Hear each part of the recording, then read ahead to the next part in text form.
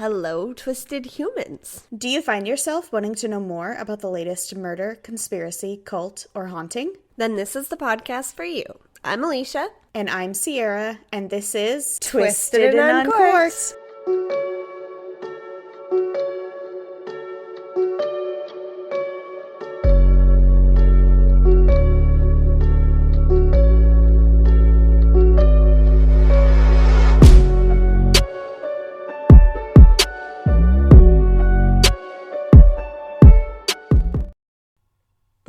No. Well, I always make it work. So. I always make it magical. And if you're wondering what is magical, this is another episode of Twisted and Uncorked. We are on episode 44. It's ugly sweater season, so this is my first of many. Okay, that is an excellent ugly sweater, if we're going to call that an ugly sweater. I didn't get the memo. That's what an ugly Christmas sweater is. I'm just wearing a regular sweater. Ugly Christmas sweaters are not ugly. They're just magical. Ridiculous. It's a friend sweater, guys. Most of our beginnings of our friendship are based on our love of friends. So this is very awesome. I love it. It's amazing. It is a really good sweater. Happy December. Yeah, guys. Welcome to the first month of the Holly Jolly Christmas season. The first month? You heard me. Yeah, I said that. I said what I said. At least I didn't break out into song like I wanted to. Oh, God. I want to keep our listeners. Yeah. It's probably smart. Sierra is still sick, guys. She's still unenthused by my bullshit. Yeah, I'm sick because we're recording this in the past. If I'm actually sick in real life when this comes out, I'm going to be really pissed. Because that's a long time. Yeah, I hope not. Let's all say a witch's circle for Sierra. Yeah. Let's wish her well. I want to taste things. It is hot chocolate season. She needs her potato fix. I need potatoes, marshmallowy hot chocolate. Ooh. What else is Christmassy? Bailey's. Hugs and kisses. As in, like, kisses? Like chocolate? And hugs. Oh, okay. And yeah. It's like actual hugs are my kisses? favorite kisses. There's Hershey Kiss has a kiss that's called hugs. Those are my favorite Are they the ones. white chocolate ones with stripes? Yes, they're striped black and white chocolate with white chocolate or dark chocolate in the middle. Yeah, milk they're chocolate fucking delicious. So good. They're my favorite. Because when you my said kids, hugs, I get them. Was like, who are you? Yeah, I get them every Christmas season. I buy regular kisses, hugs, kisses, and this always one random that's different. One time it was the peppermint, one time it was the cherry. This time I got the hot cocoa flavored ones. Ooh. I love hot chocolate. I really like the peppermint ones. All Christmas long, all December long, my kids will come up to me and be like, "Can I have a hug?" And I'm like, "Can I have a hug?" And they have to give me a hug to get a hug. Aww. It's amazing. That's punny. I like it. Yeah. My favorite part of December. Aww. That's very cute. Speaking of melting in your mouth, my fun fact today is that M&M stands for Mars and Murray. And I assume you mean the chocolate, not the wrapper. Correct. M and M, not M&M. M and M stands for Mars and Murray. Mars is obviously Mars bars. That whole guy is he's a candy maker. Forest Mars that M&M's after, that Mars is actually the Mars candy bar's son. And the other M, Murray, is the son of the Hershey's chocolate president. So the two of them, the Mars bar son and the Hershey chocolate son, got together and made M&Ms. And the reason that they made M&Ms is because they first saw the British candy or sweet called Smarties, which you guys have. Our Smarties in America are something completely different. But yeah, so they copied British Smarties and made M&Ms, and they trademarked melts in your mouth, not in your hand. I love that. So there we go. That's not correct, though. Have you ever held a handful of M&Ms? If you're a little bit warm, they will leave color in your hand. They do leave color, but the chocolate doesn't melt. That's true. That is correct. I love M&Ms. I do too. What's your fun fact? Oh, yeah. My fun fact is not delicious, but it is about animals because, you know, we love an animal. So last week I was talking about how Victoria has 5 different species of whales around it. So my fun fact is about a whale. So most elephants weigh less than the tongue of a blue whale. Wait, what? Yeah. Elephants weigh less than the tongue of a blue whale. Yeah, isn't that fucked? That's disgusting. When you think about how big a whale is, or sorry, how big an elephant is, this makes me never want to go in the ocean again, which I already felt most of the time.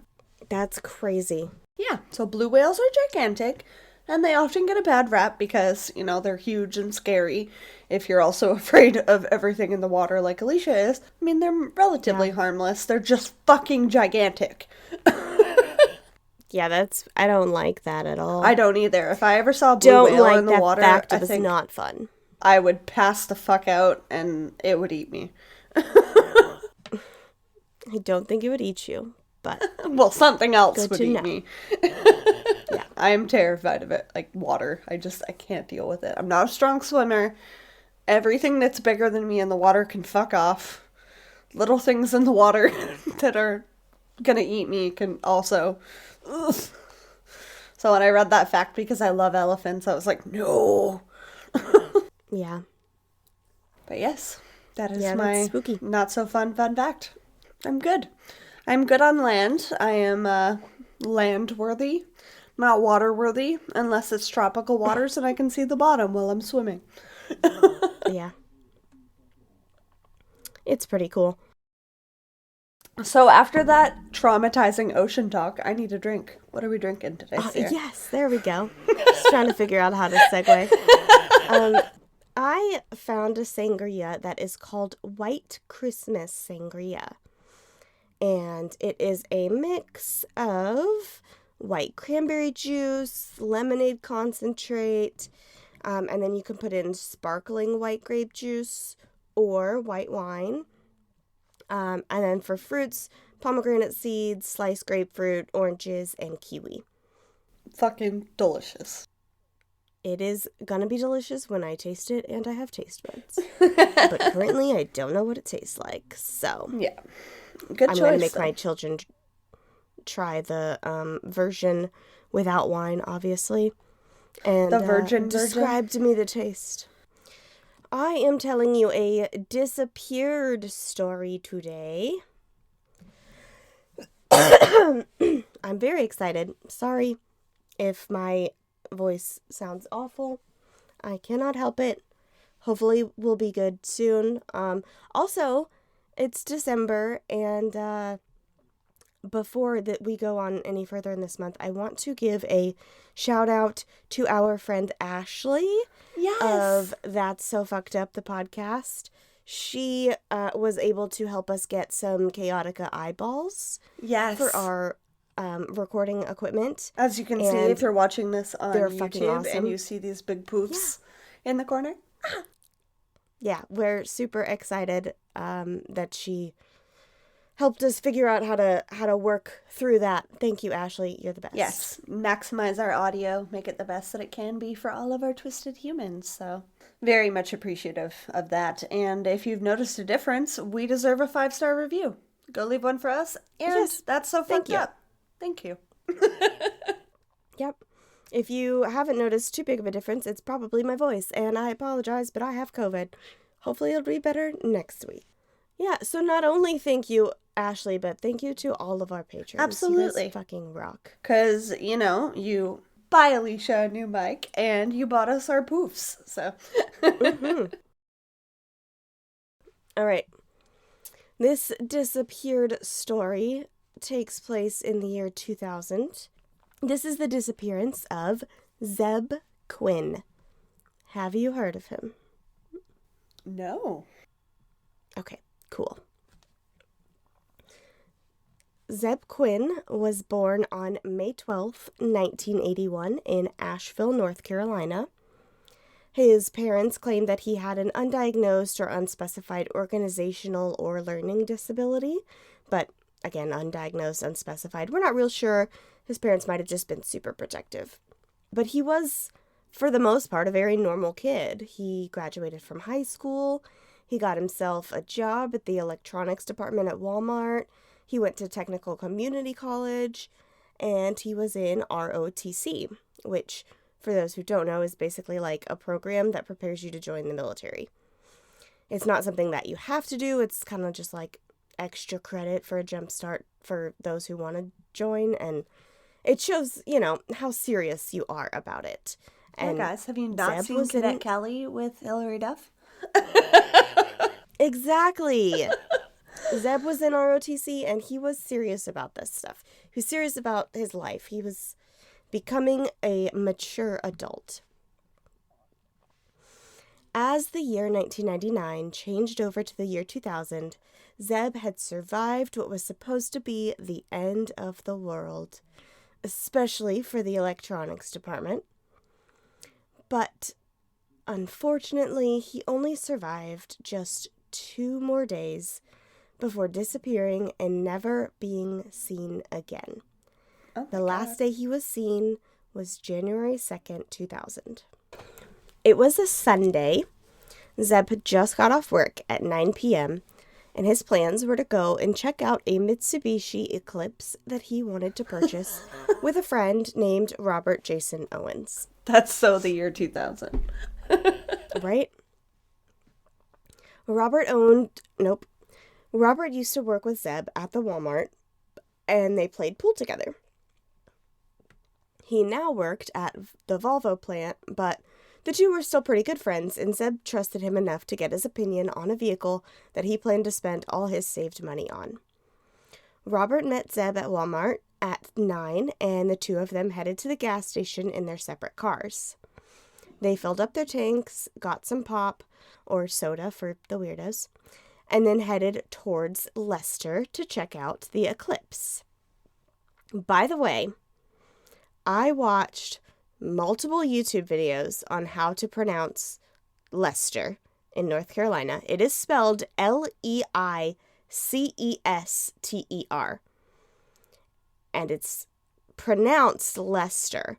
But apparently, there's this whole thing about this group of townspeople being mad when the town was renamed to Leicester because it's someone's name. And the only way that they could get past it was by calling it Leicester. So it's literally named after a person whose name is pronounced Leicester, but some people refused to call it that because they didn't like Leicester, and they started calling it Leicester.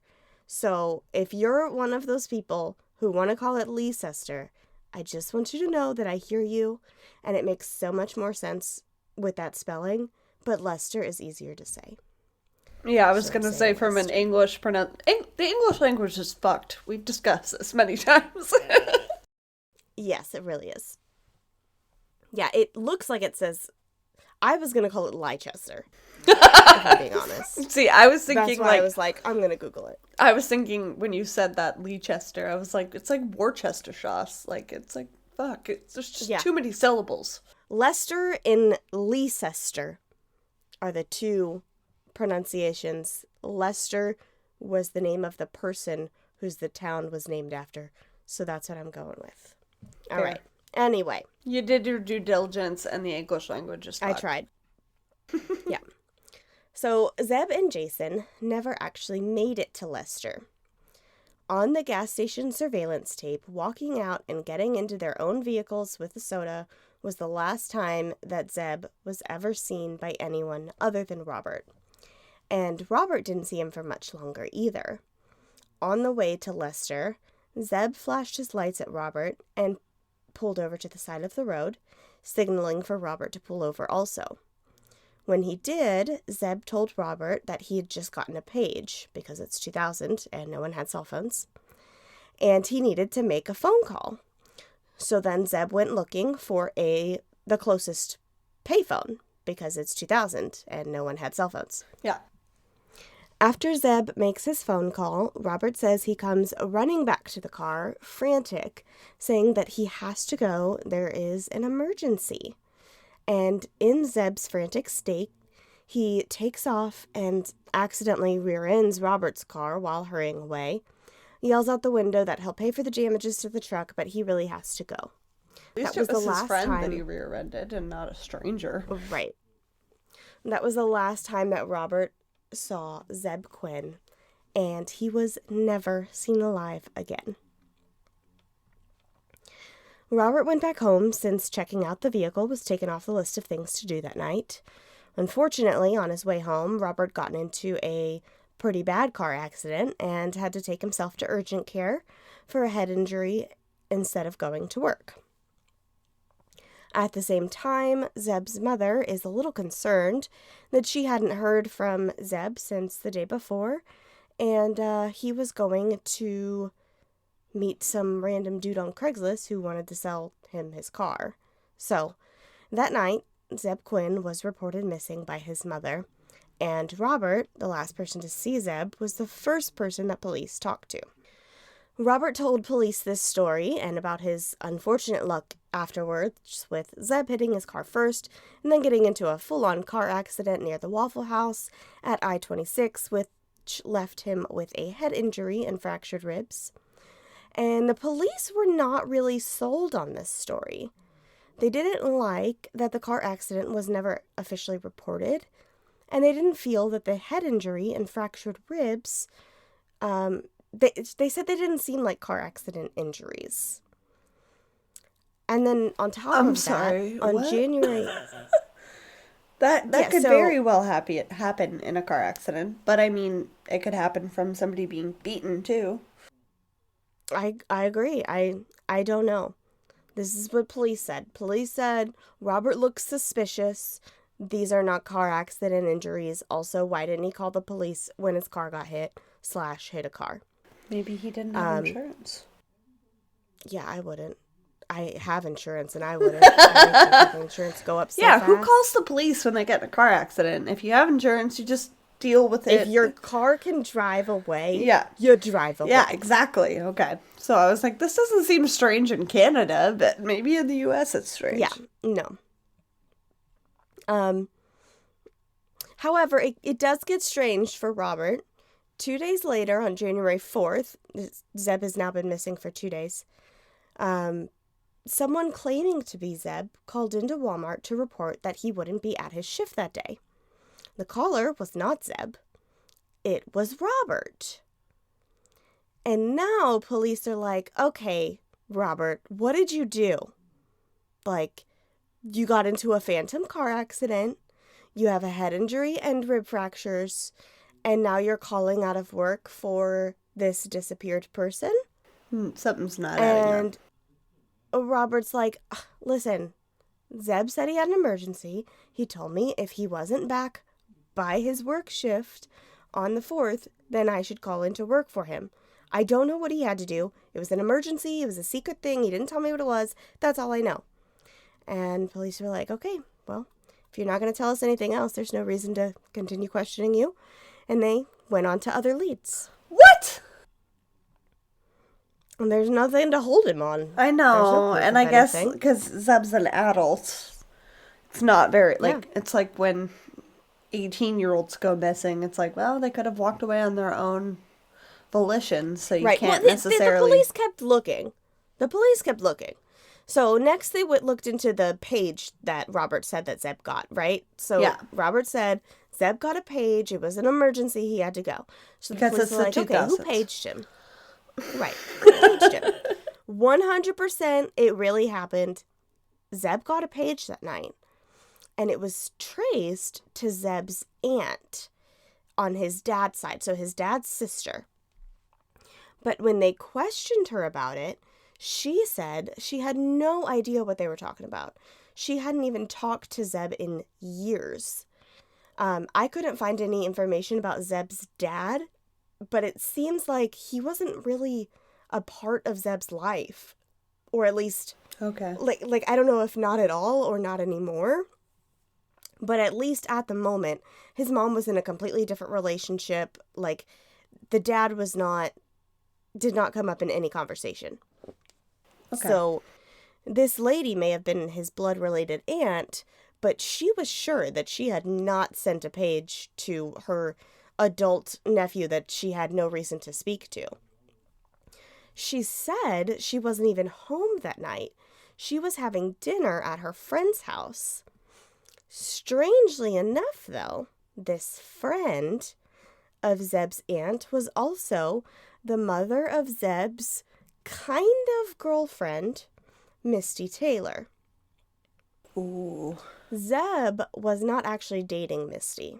In fact, Misty had a completely different boyfriend named Wesley Smith. But Wesley Smith was kind of a slimy guy.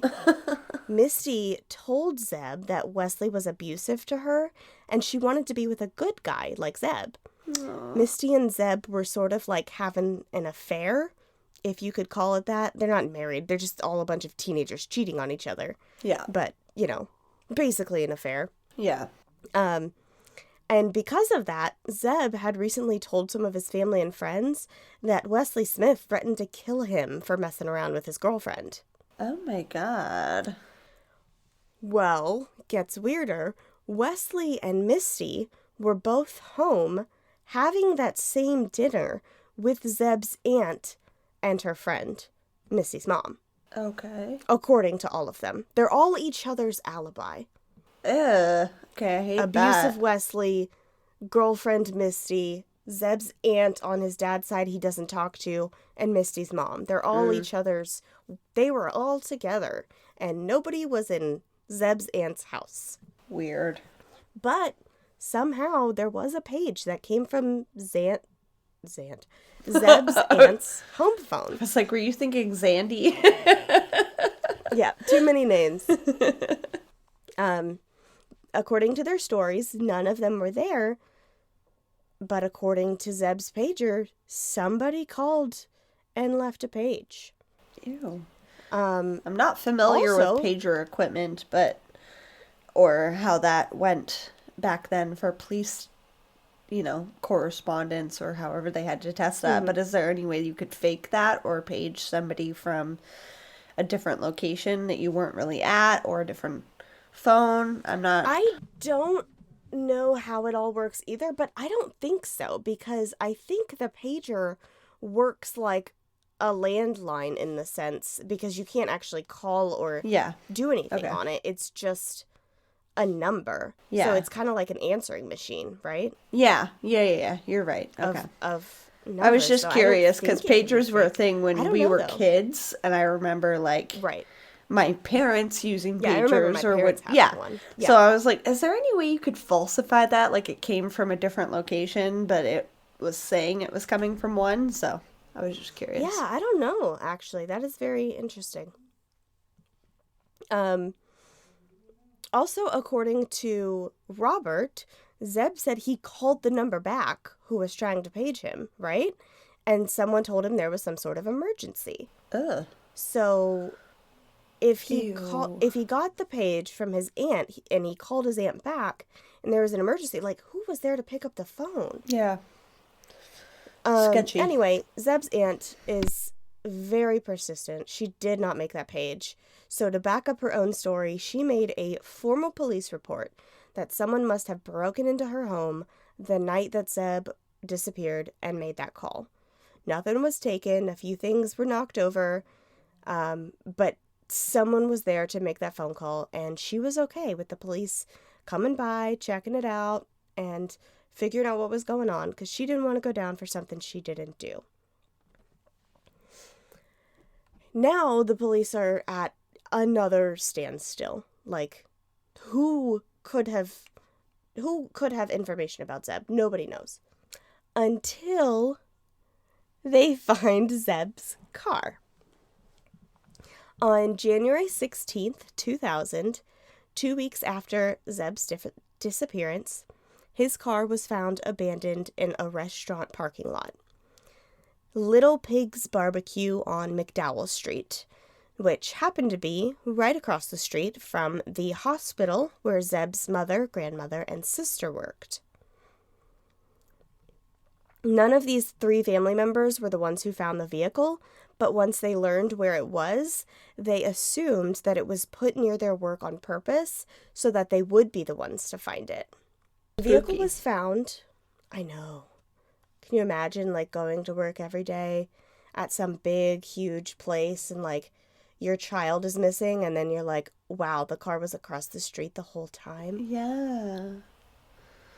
It's sad. It's kind of haunting, yeah. Like a slap in the face almost. Yeah, totally. The vehicle was found with the headlights still on, with kissy lips and an exclamation point drawn on the back windshield with lipstick. Ew. Sorry, I just had a sudden urge to look and make sure I was recording. I'm like, what? Was I not reacting appropriately with my what the fuck face?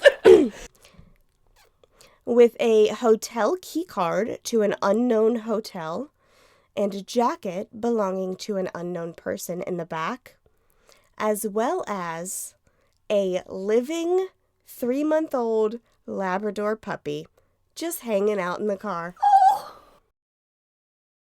Oh, I want to kiss its face, but why is he in there? Nobody knows. What the Nobody fuck? knows whose puppy it was. And one of the investigators actually ended up adopting the puppy. Oh, good. And I was just going to ask. Took care of it. Because, like, what else? What do you do with a puppy that you find in a missing person's car? I know. Oh, A puppy. yeah. He needs a home. He needs love. Oh, Yeah. my heart. Okay, The so he driver's got a seat good of home. Yeah. The driver's seat of the vehicle was pushed up to a height where it seemed that a person much shorter than Zeb was driving it, probably even a woman. And now that the vehicle was found, police requested that anyone with information about the vehicle call in their tip line. The only tip that they ever got was a description of a person who was thought to have been driving the vehicle downtown the day before it was found. The description was of a female, and it kind of sounded like the description of Misty Taylor. Okay. But once again, police couldn't place her or anyone at the scene of the vehicle. There were no prints, no DNA, nothing. That was the last lead they ever got in the disappearance of Zeb Quinn. And then the case went cold for 15 years. Fuck. There's a little bit more to this story, but it is a disappearance case, so Zeb is technically still missing to this day. Before I tell you the rest, what do you think happened to him so far? I don't even know.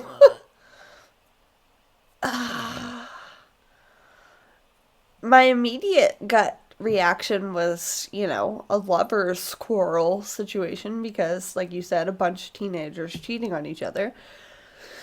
Right? I don't know. Yeah, I had so many theories, and then you questions. threw in the puppy, and I was like, what? Right? Yeah. I have so many questions. Like, first of all, why, okay, from the very beginning, why was Zeb and Robert both driving to go look at a car?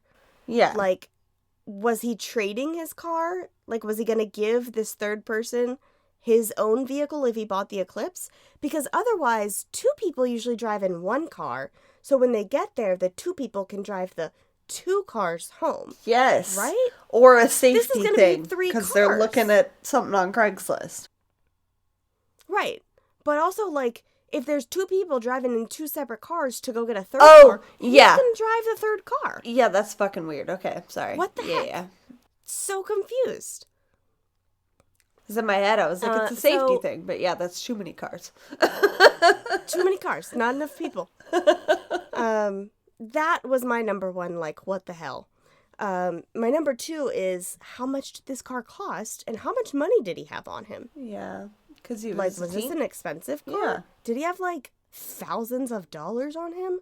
And yeah, he's Then it could be anybody who could have done anything. a teenager. Yeah. How much money could he have been Yeah. making? Yeah. And then my next question is, what the fuck is going on with his family life? Like, why is his dad's sister so weird? Yeah. Why don't we have any information about his dad? Why the fuck is there a puppy in the car? Like, I just don't get it. Yeah, the estranged aunt and the puppy are my two what the fucks right now. Yeah, for sure. All right. I am going to explain the updates to you that came 15 years later and how they relate to the case after a quick ad break. If you prefer to continue to listen without the ads, you can do so for just $1 a month over on patreon.com/twistedanduncorked. We will be right back. Okay, we are back. Zeb Quinn went missing on January 2nd, 2000. And Sorry, the way you said that was like a news reporter. And we are back. I'm sorry. It's the most enthusiasm This is we've had my in broadcast weeks. voice. Yes. We both have a broadcast voice. Yeah. The last lead police ever got was when they found his car with a live puppy inside. 15 years later, a sort of new lead came in, and I need you to allow me to share screen real quick. Does this couple look familiar? Yes. Can do you know who they are? Can you place them? No. Just But I kinda familiar. remember Okay. looking up holidays, and they came up on my images. Okay. Holidays. Interesting. So this is Christy Schoen Codd and Joseph J.T. Codd. Okay. Christy was a chef who was on the Food Network channel reality TV series Food Network Star. She was the first chef to be eliminated, so she didn't make it very far on the reality show. Okay. But she remained friends with some of the other contestants, and she was a really likable character on the show. She was a small-time celebrity. Her husband, JT, worked on TV sets, so I believe that's the way they met. By 2015, this couple was newly married, living in Leicester, and expecting their first baby, a little girl that they hoped to name Skylar. But on March 15th, 2015, when neither Christie's nor JT's family had heard from them in a few days, the couple was reported missing. It was late in the middle of the night on a Sunday when police had a call come in about a suspicious man dumping things into a dumpster nearby the Codd family home. When police arrived at the dumpster, the items inside belonged to Christy and JT. Police canvassed the area to look for the suspicious man that could have been responsible for dumping these belongings, and eventually they found someone. Police arrested and brought in a contractor that had been working nearby the Codd home, a man named Robert Jason Owens. I knew it! He was questioned, and a warrant was issued on his home and belongings. In his home, police found human remains inside his wood stove. Robert and his wife. My God. Yes. You were just gonna casually blow by that like it's something that happens in Yes. every crime scene. No. Ew. Robert and his wife were both questioned, and their story was the same. Robert accidentally killed Christy and JT Codd by running them over with a truck. Probably while he was drunk. He had multiple charges and jail stays in the past for drunk driving, speeding to escape arrest, resisting arrest, and disorderly conduct. Robert said that he killed them on accident, and then he dismembered and burned their bodies to cover up the crime because he was scared. His wife said she knew, but not because she helped, just because that, he told her after the fact. They were killed on on Thursday, March 12th, burned on Friday the 13th, reported missing the 15th, and he was charged on the 17th. Nobody with anything on Friday the 13th is good luck. Damn. Right. 2 years later, Robert took a plea deal and pled guilty to 3 counts of second-degree murder and 2 counts of dismembering a body. He escaped the death penalty by taking the plea deal, but was sentenced to 74 and a half years in prison, with the possibility of parole after 59 and a half years. But we love He it was when they have to 35 be at in this prison. time.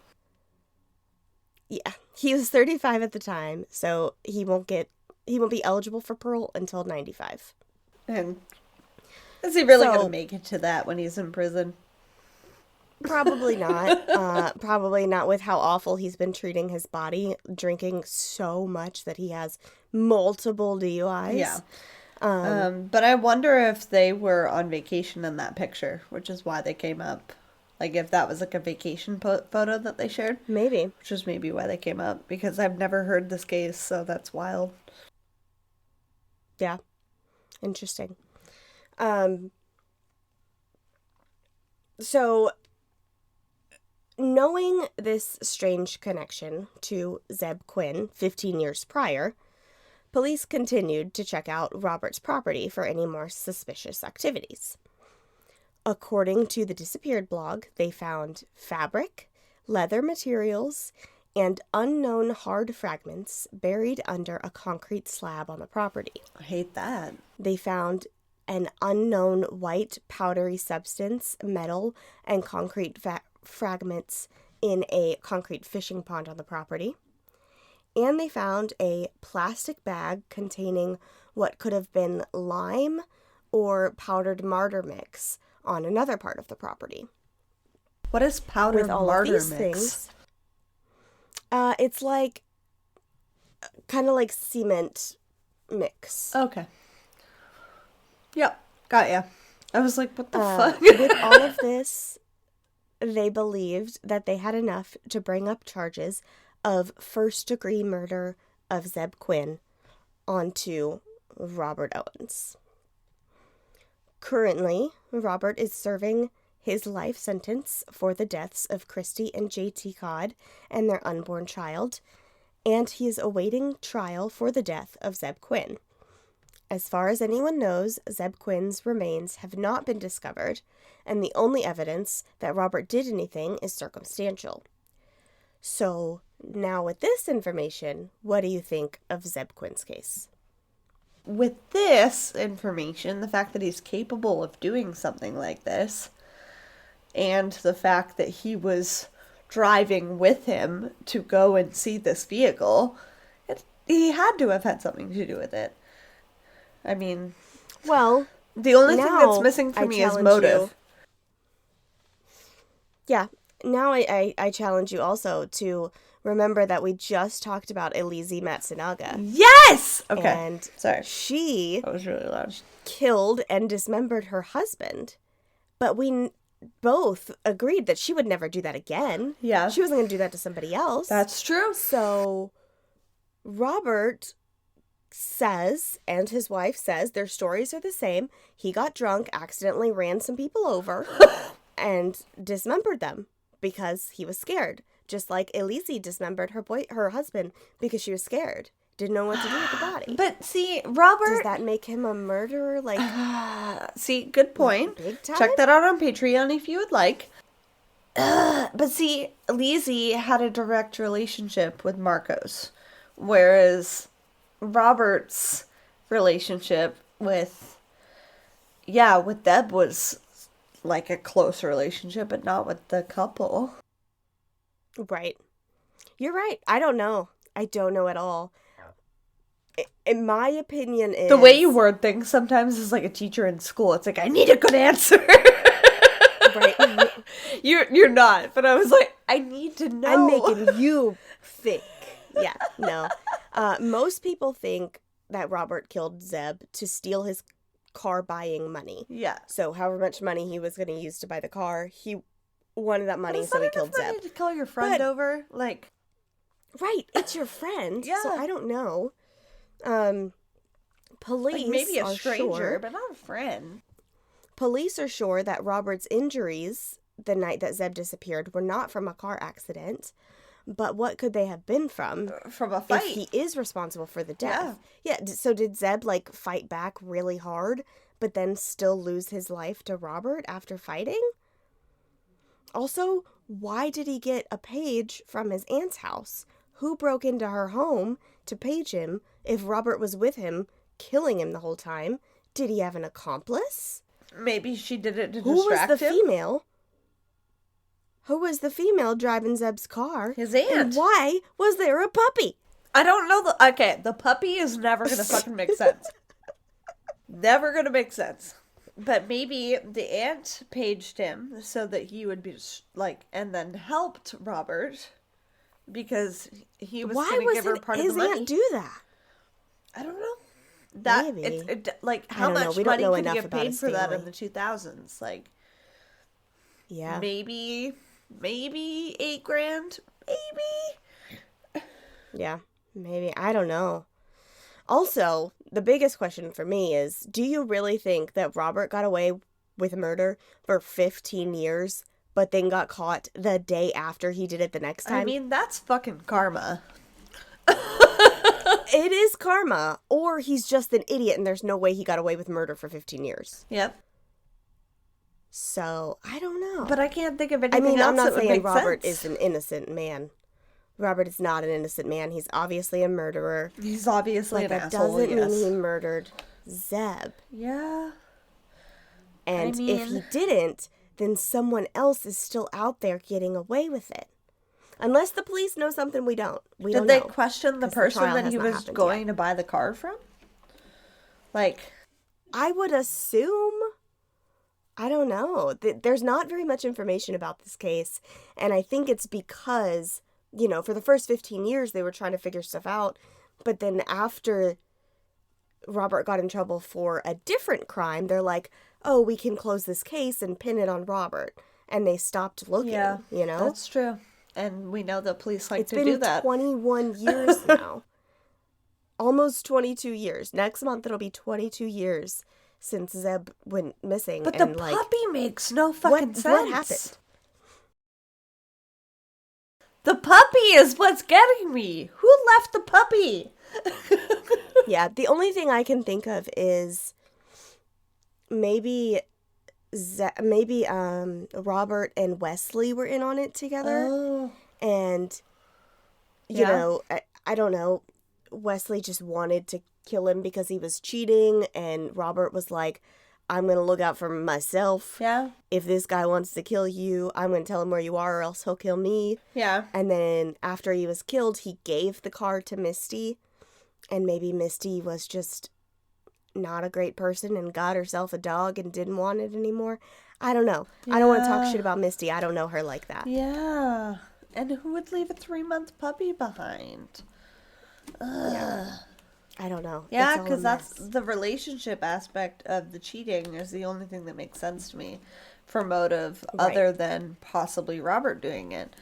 But, Right. I mean, maybe in the instance that he only killed one person before and now he's responsible for killing 2 and that's what got him caught. Like, maybe 2 was too big for him. Maybe he shouldn't have gotten that big. Well, the other thing I was thinking is Robert Owens a fucking serial killer? They found multiple spots on his land that had Yes! suspicious That things. was weird. Maybe it's not all because all of this stuff leads to Zeb. Maybe he's a serial killer and he's killed multiple times and eventually he got cocky and that's why he got caught. Yeah? Cocky killers get caught all the time. Yep. We've seen it in the 1970s and we see it today. Ugh. But what are the odds that your Robert friend is a Jason serial Owens killer? a serial killer? Like, Yeah, I don't know. ugh. I mean, ask Liz. Yeah, that's true. What are the odds? Yeah. What are the odds that Ted Crazy. Bundy was a serial killer? Well, Yeah, yeah, that's fucking wild. it is. I like the serial killer thing though because like what was the statistic recently about serial killers? It was like something like 1 in 8 people you see is a serial killer. Or Yeah. you walk past 8 serial killers in your life or something. Yeah, and they've never been caught. Crazy. Yeah. It's insane. Ugh. I don't know. Have any other crimes been tied to Robert?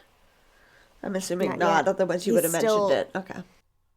Right. Yeah, his trial was supposed to start in I think it was either the end of 2019 or the beginning of 2020, and then COVID happened and everything got pushed back, and he's still just waiting for trial. I mean, I like that he has to serve his sentence, because he still was responsible for killing 2 people. Oh, yeah, definitely. He's still an awful murderer. Yeah. Like, even if, it was But he had no technically previous connection to an them. accident because he was drunk. Right, yeah, he was a contractor, and he was working on a house that was near their house. He didn't know them at other than all. that, He yeah. just said that he was basically drunk driving, and he ran them over. Ugh, I love that as a theory, though. I hate it as a possibility, but I love it as a theory. If he had motive for killing Zeb and he did hit them while he was, under the influence, and he wanted to cover up that crime, maybe 2 people was too hard for him to get away with, but one person was easier because he had planned it, and then he didn't actually plan to kill these 2.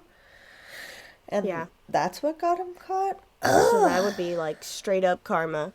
Yeah, exactly. No, that's what I was saying. Maybe it's karma, but that would be my only thought process, is that he didn't plan to kill them. Why and did that he kill Zeb? what he actually... I know. For some fucking money? Maybe he had more money than what he had for the car, and because Robert was his friend, he mentioned it. Maybe it wasn't money at all. Maybe it was just he didn't want to be his friend anymore. I don't know. That's happened before in cases. So it's hard to reason why people kill people. Nobody knows. No, nobody will ever understand why you would take the other person's life on purpose, but it makes no other sense. Like, I mean, I hope he's not a serial killer. Actually, it would be ideal if he was a serial killer because he's behind bars, but true. He's one less of those. Yes, exactly. But also, I don't want to think of more people dying in this situation, so I don't know. Right. Oh, wild case though. Yeah. Wow. Yeah, I originally found this case because I was looking for people who had disappeared. Yeah. And I found Zeb. And or maybe Zeb is another priceless pizza and we have no fucking idea. That's the thing. Yeah, the name Zeb Quinn already is super cool.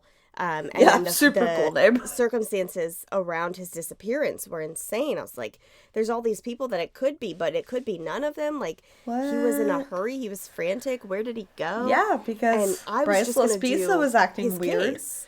Yeah. Exactly. Oh. And as I was researching his case, I was like, I found an article that was like, update on Zeb Quinn. And I was like, like, pardon? Yeah. Like, this man was arrested. And I was like, oh my God. Somebody was arrested. Does that mean he's not disappeared? Was he found? And then it was because of the murder of... He's never been found. And I was like, what? So yeah. What? Super interesting. Yeah. I was excited to find this case. I know, and I'm like excited to hear it, but also like I need to know. I know. What do you guys think happened? Yeah, let us know. Write in twistedanduncorked@gmail.com. Comment on our Instagram, Twitter, TikTok, YouTube. Yeah. Let us know what you guys think. Drop it in the comments below. Yeah, below. Yeah, we want to know what you guys think. What happened to Zeb? Good job. You are welcome, and I promise there's no point in going and researching more. There's no more information. Yeah. I tried. Yeah, she did a really good job, guys. And like we said, let us know what you think. Remember to follow us on all of the social medias.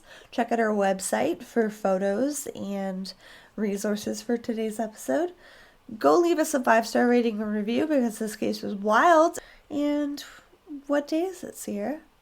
Today is December 7th, it is National Pearl Harbor Remembrance Day. So on this day in 1941, many American servicemen and women lost their lives and were injured in the attack of Pearl Harbor in Hawaii. It's also my mom's dog's birthday, so happy birthday, Logan. You fucking combine those. I love you. Yeah. I love Hawaii. The dog used to be my dog. I gave that dog to my mom, Yeah. and I always remembered his birthday because I was like, oh, it's on Pearl Harbor Remembrance Day. That's the only way I could remember my dog's birthday. So. You twisty lady. It's also my friend Mackenzie's birthday. Happy birthday, Mackenzie. Hopefully Mackenzie listens. What up? And if she doesn't, she's going to feel like a jerk when she goes back and listens to this. Yeah. She probably doesn't. I don't know. I haven't talked to her in forever. She's my friend from high school. You I never don't have know, very many Sierra. of those. And we will see you guys for another round of categories and a spooky serial killer. We love you guys lots, and in the meantime, Keep it twisted.